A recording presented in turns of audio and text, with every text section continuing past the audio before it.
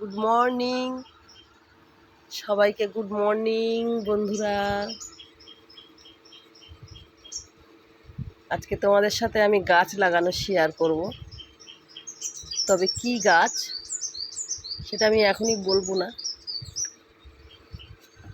তোমরা আগে খানিকক্ষণ দেখে নাও, তারপরে আমি বলছি। দেখো, এখানে আমি বেশ খানিকটা গোবর নিয়েছি, পুরনো পচা গোবর। এবারে এর ভেতরে এর সমকক্ষ মাটি নিয়ে নেব।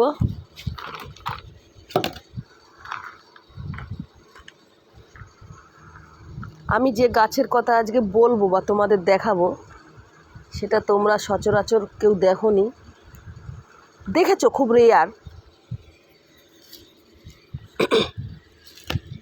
আরও খানিকটা মাটি লাগবে।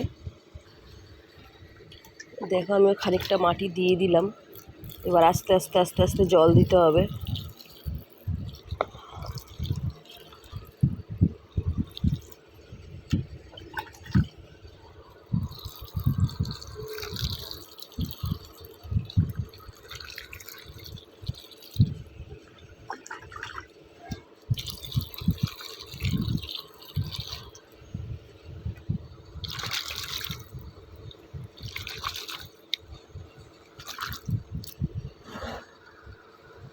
এখন বেশি জল দেব না,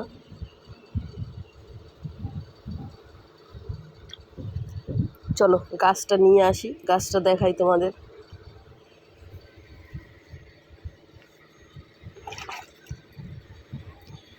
এখানে আমি কোনো সার ব্যবহার করব না, কারণ এখানে অনেকটা পরিমাণে আমি পুরনো গোবর দিয়ে দিয়েছি। আর সারের থেকেও গোবর সব থেকে ফেভারেট। সার দেওয়ার থেকে এই গোবরের সব থেকে উপকার বেশি, গাছের ক্ষতি করে না।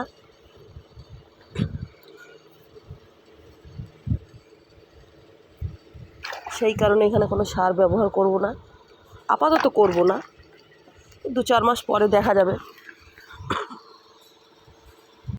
দেখো তো বন্ধুরা, চিনতে পারো কিনা গাছটা দেখে।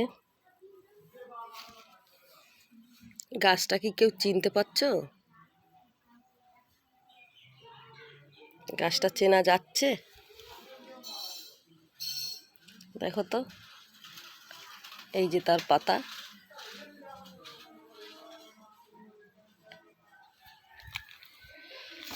কে কে চিনতে পারছো গাছটা?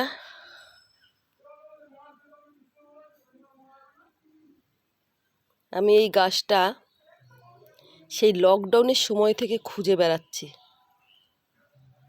একজনের সাথে যোগাযোগ হয়েছিল, একটা দিদিভাইয়ের সাথে যোগাযোগ হয়েছিল।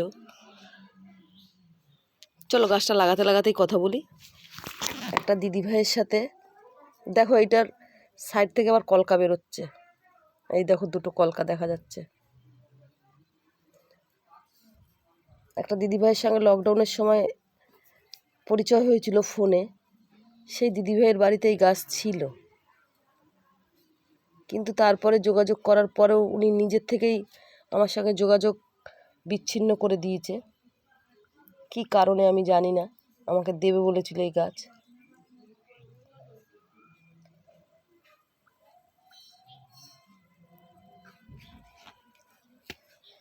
তারপরে এত বছর পরে আবার আমি ইউটিউবে খুঁজে পেলাম আর একটা দিদিভাইয়ের ভিডিও দেখে, যে তার কাছে এই গাছ আছে।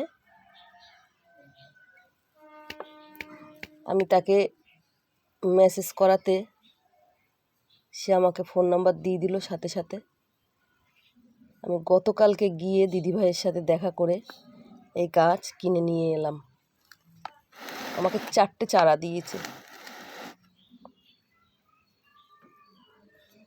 4টে চারা আমাকে দিয়েছে। 4টে চারা আমি কিনে নিয়ে এসেছি। আলতো করে একদম ওপরে লাগাতে হবে।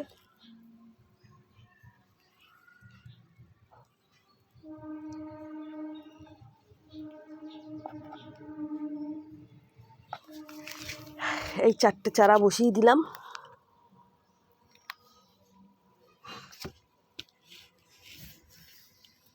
ঠিক কলমি শাকের মতন লাগছে পাতাগুলো খানিকটা, তাই না?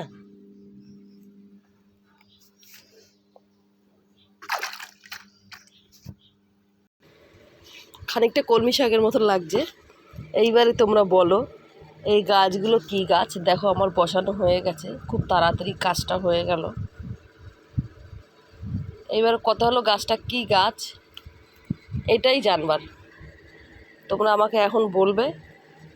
বুঝতে পারছো তো যে বললাম লকডাউন থেকে খুঁজছি, পাইনি। এই জন্যই বলে আমার গুরুদেব বলে চেষ্টায় থাকতে হয় আর ধৈর্য ধরতে হয় উপযুক্ত সময়ের জন্য, তা না হলে কিছুই পাওয়া যায় না। তা সত্যি তাই, আমি চেষ্টায় ছিলাম আর ধৈর্য ধরেছিলাম এই সময়টার জন্য। আমি গাছ পাগল মানুষ তো, আমি যেমন গান ভালোবাসি তার পাশাপাশি আমি ভীষণ পরিমাণে আমি গাছ ভালোবাসি, ফলের গাছও ভালোবাসি, বিশেষ করে ফুল গাছটা বেশি পছন্দ করি আমি। এবারে সেই লকডাউন থেকে এই গাছ খুঁজছি, তার মানে বুঝতে পারছো যে গাছটা একটু রেয়ার আছে, সবার কাছে সচরাচর পাওয়া যায় না। এবার তোমরা বলবে এই গাছটা কি গাছ। আমি এখনই বলবো না।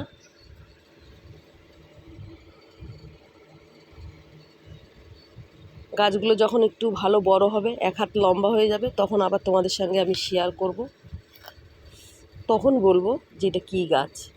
তার আগে দেখি আমার কোন কোন বন্ধুরা বলতে পারে যে গাছটা কী গাছ।